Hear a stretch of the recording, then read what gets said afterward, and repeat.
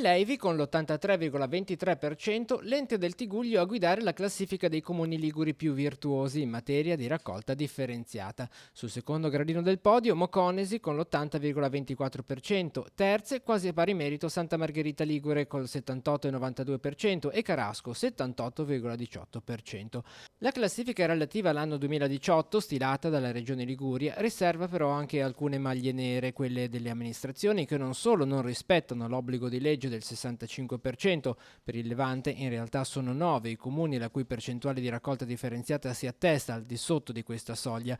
Tra queste le peggiori sono Zoagli, ferma al 27,89%, Castiglione Chiavarese al 32,36%, Santo Stefano d'Aveto e Rezzoaglio di poco superiori al 36%.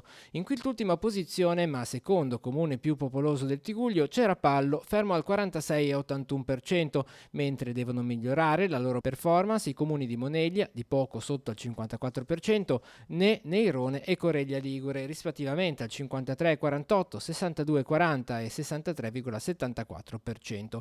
Se per quanto riguarda Rapallo, il comune del Tigullio occidentale attende con ansia i dati del 2019 con l'ingresso operativo del nuovo gestore dell'appalto. Continua invece la striscia positiva di quei comuni che grazie ai nuovi appalti hanno da subito raggiunto percentuali significative, come Sestri Levante, stabile sopra il 75%, e molti comuni delle valli interne, tutti chi più chi meno sopra il 65%, ovvero le amministrazioni di Lorsica, Orero, Favale di Malvaro, San Colombano Certenoli, Borzonasca, Mezzanico, Casarza Ligure, Cicagna e Lumarzo.